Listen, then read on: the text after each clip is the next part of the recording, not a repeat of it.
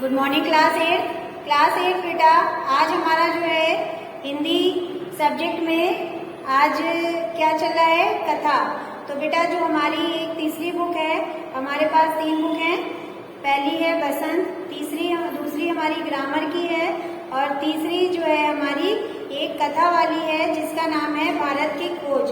तो आज जो है हम लोग भारत की खोज का जो है फर्स्ट चैप्टर स्टार्ट करेंगे।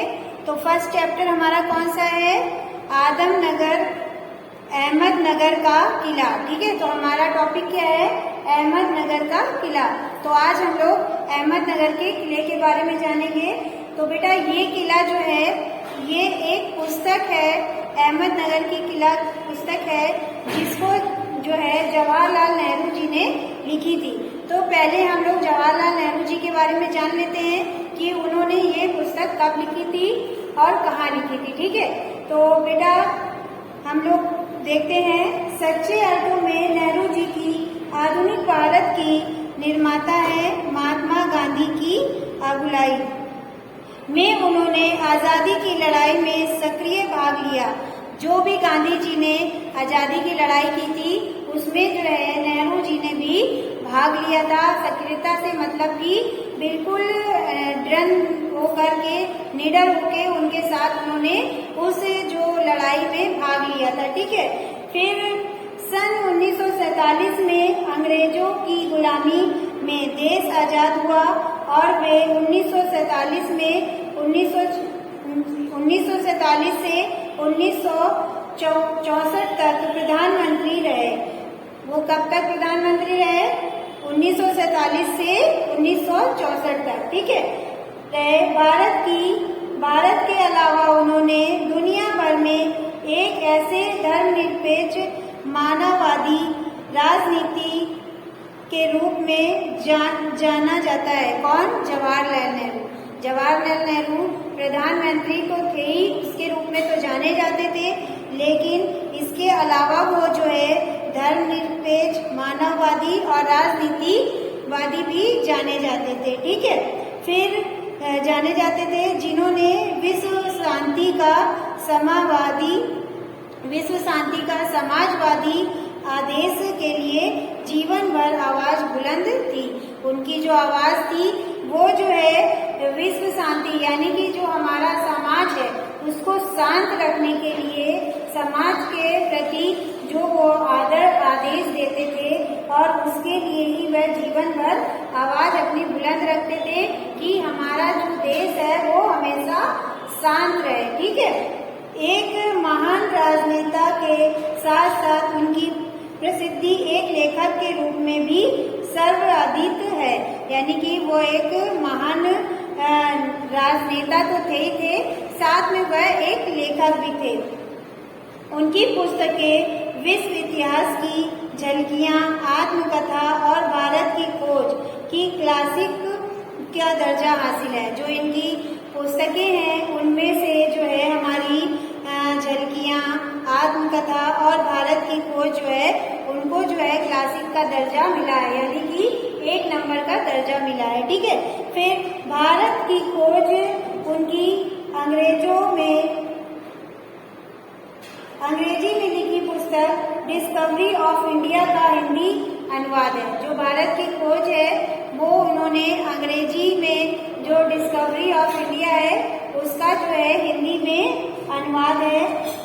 इसे इन्होंने स्वतंत्रता आंदोलन के दौरान में 1944 में अहमदनगर के किले में अपने 5 महीने के कारावास के दिनों में लिखा था। तो ये पुस्तक उन्होंने अहमदनगर जो था किला, उसमें जब उनको 5 वर्ष का कारावास मिला था, जेल हुई थी, तब उन्होंने इस पुस्तक को लिखा था। पुस्तक रूप में यह प्रकाशित हुई जब इन्होंने ये पुस्तक लिख ली थी। तो ये पुस्तक रूप में कब प्रकाशित हुई, 1946 में। इस पुस्तक में नेहरू जी ने सिंधु घाटी सभ्यता से लेकर भारत की आजादी तक विकासशील हुई भारत के बहुविधा समृद्ध संस्कृति, धर्म और जटिलता, अतीत की वैज्ञानिक दृष्टि से विलक्षणता, भाषा शैली और बयान किया किया है। अल्बर्ट आइंस्टाइन के शब्दों में इस पुस्तक से एक महान देश के गौरवशाली अतीत के आध्यात्मिक परंपराओं की समीक्षा इतिहास होती है। ठीक है, तो इन्होंने क्या लिखा है, जो अल्बर्ट रॉबर्ट है उन्होंने लिखा है कि जो ये पुस्तक है इसमें जो है भारत के गौरवशील अतीत की आत्मीयता पता चलती है। फिर 6-7 दशक पहले लिखी गई यह पुस्तक आज भी उन सभी के लिए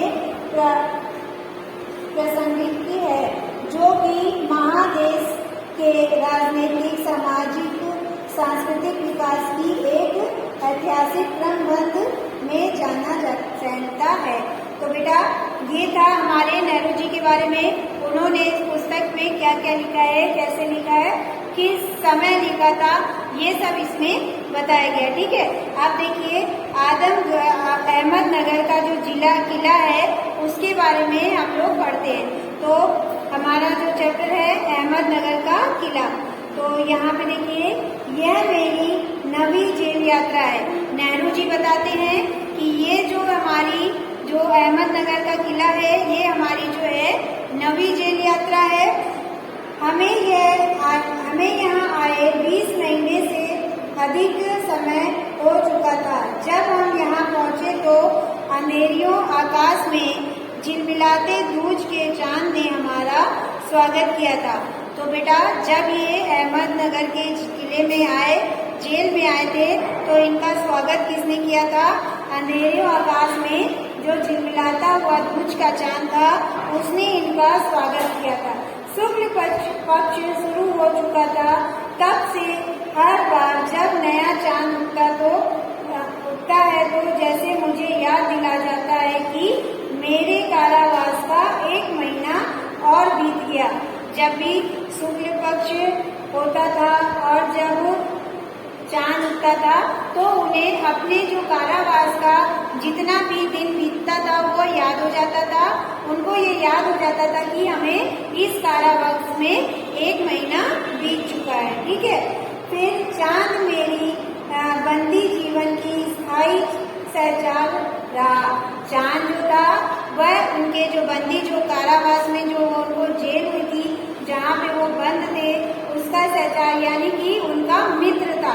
वही उनका जो है हर बात को समझता था, यानी उन्होंने ये बात को समझ लिया था कि चांद ही एक ऐसा है जो हमारी जेल में बीते हर पल को समझ रहा है। ठीक है, वही मुझे इस बात की याद दिलाता है कि अंधेरे के बाद उजाला होता है। चांद ही ऐसा है जो उनको, नेहरू जी को ये याद दिलाता है कि अंधेरे के बाद उजाला होता है। ठीक है बेटा, फिर देखिए इसमें जो है ये तो हमारा हो गया कि आदमगढ़ जेल में उनका स्वागत कैसे हुआ था। आप देखिए अतीत का भार, जो इसमें क्या है आपका अतीत का भार में क्या है, दूसरी जेलों की तरह यह अहमदनगर के किले में भी मैंने बागवानी करना शुरू की। यानी कि उन्होंने अहमदनगर में क्या क्या किया और क्या क्या उन्होंने देखा ये इसमें बताया है। ठीक है, तो बागवानी करनी शुरू की। मैं रोज कई घंटों तपती धूप में भी फूलों के लिए क्यारियां बनाने में बिताने लगा। मिट्टी बहुत खराब थी, पथरीली और पुराने मलबे और अवशेषों से भरी हुई। चूंकि यह इतिहास स्थल है इसलिए अतीत में इसमें कई युद्ध और राजमहलों का ध्वजस्थान, यानी कि जो यहाँ पे बहुत सारे ये युद्ध स्थल था जहाँ पे ये किला बना था, तो यहाँ पे बहुत से युद्ध हुए थे और कई महल जो यहाँ पे भस्म हुए थे, खत्म हुए थे। ठीक है, फिर देखी है यहाँ का इतिहास बहुत पुराना नहीं है। घटनाओं की दृष्टि से इसकी कोई विशेष अहमियत भी नहीं है, पर इससे जुड़ी एक घटना आज भी याद है।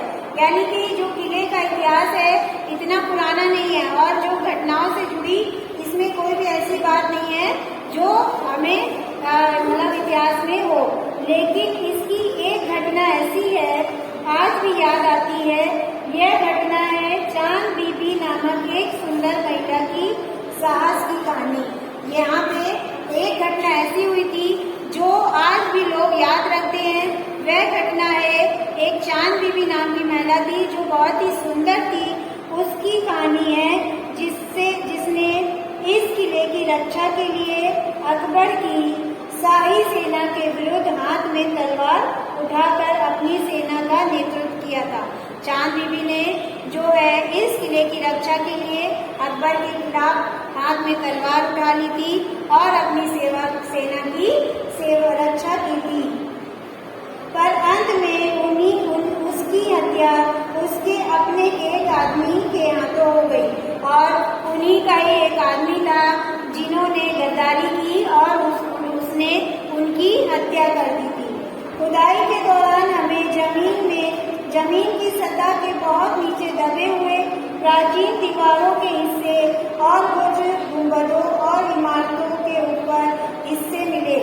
यानी कि जो वहाँ पे जो खुदाई हुई थी उसके दौरान नेहरू जी ने क्या क्या देखा, प्राचीन इमारतें दीवारें देखी, दीवारों के हिस्से देखे और कुछ गुंबदें देखी और इमारतों के ऊपरी भाग को देखा। ठीक है, हम बहुत दूर नहीं जा सकते क्योंकि ना तो अधिकारियों से इसकी मंजूरी मिली और ना ही हमारे पास इस काम को जारी रखने की साधन थे।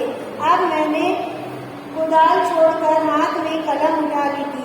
यानी कि वो ज्यादा खुदाई नहीं कर सकते और कुछ भी ऐसा बागवानी वाला काम नहीं कर सकते थे क्योंकि जहाँ वो जेल में थे तो जो वहाँ के कर्मचारी थे उन्होंने उसका आदेश नहीं दिया था और उन्होंने जो है अपनी कुदाल जिससे वह खुदाई करते थे उन्होंने छोड़ दी और फिर हाथ में कलम उठा ली जिससे वह एक पुस्तक लिखने लगे। पर मैं जब तक आजाद नहीं हो जाता और कर्म के माध्यम से वर्तमान को अपनी अनुभव का हिस्सा नहीं बना लेता, मैं उसके बारे में नहीं लिख सकता। न ही पैगंबर की भूमिका अख्तियार कर मैं फिलहाल भविष्य के बारे में लिख सकता हूँ। बचा रहा है अतीत पर मैं उसके बारे में भी किसी इतिहासकार का यह विद्वान की तरह विद्वत्तापूर्ण शैली में नहीं लिख सकता। मैं पहले की ही तरह अपने आज के विचार और क्रियाकलापों के साथ संबंध स्थापित करके ही उनके बारे में कुछ लिख सकता हूँ। गेटो ने एक बार कहा था कि इस तरह का इतिहास लेखक अतीत भरी भारी बोझ से एक सीमा तक राहत दिलाता है। ठीक है, तो बेटा ये हमारा जो है अतीत का भार जो था ये हमारा आज ये पैराग्राफ खत्म होता है। अब नेक्स्ट क्लास में हम लोग अतीत का दबाव ये पढ़ेंगे। तो बेटा इसके हम कुछ क्वेश्चन आपको दे रहे हैं, आप लोग इनको इस चैप्टर को रीड करके उसका आंसर लिखिएगा। तो बेटा हमारा पहला क्वेश्चन है, तो बेटा ये कुछ क्वेश्चन है, आप लोग इनको अपनी कॉपी में लिख लीजिएगा और इसके आंसर आपको खुद लिखने हैं। जब आप खुद को रीड करेंगी तो अभी हमने आपको रीड करवाया है तो आपको खुद भी ये आंसर समझ में आ जाएगा। तो पहला क्वेश्चन है, अहमदनगर का किला पंडित जवाहरलाल नेहरू ने की कौन सी जेल यात्रा थी? तो बताइए बेटा ये कौन सी जेल यात्रा थी उनकी, क्या आपको पता है? ये आप लोग अपना आंसर लिख लीजिएगा। जब आप इस बुक को पढ़ेंगे तो अपने आप आपको याद आ जाएगा। ठीक है, तो ये जो है इनकी नवी जेल यात्रा थी। अहमदनगर का किला जो था वो उनकी नवी जेल यात्रा थी। फिर नेक्स्ट देखिए, अहमदनगर का किला नामक पुस्तक कब प्रकाशित हुई? तो बेटा ये पुस्तक हमारी कब प्रकाशित हुई? ये पुस्तक हमारी जो है 1946 में प्रकाशित हुई थी। ठीक है, आप लोग इसका आंसर लिख लीजिएगा। फिर जेल में किसने जवाहरलाल नेहरू का स्वागत किया? बताइए किसने किया था? जेल में जवाहरलाल नेहरू का स्वागत चांद ने किया था। तो आप लोग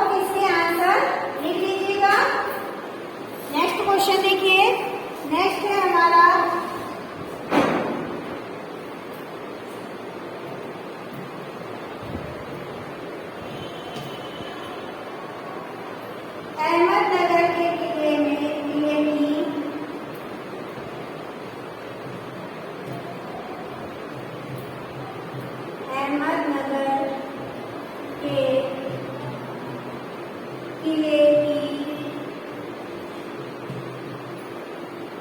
कौन सी घटना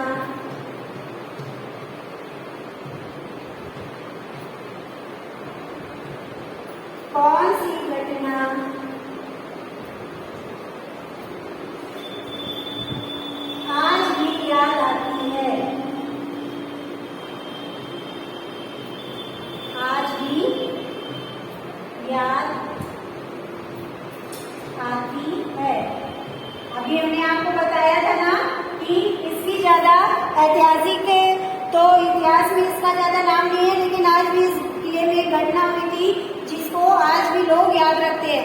इसका आंसर आप स्वयं लिखिएगा, हम नहीं बताएंगे आपको। प्रश्न नंबर 5 क्या है? खुदाई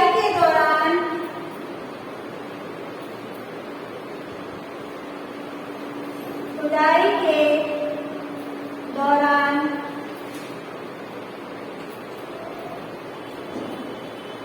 जमीन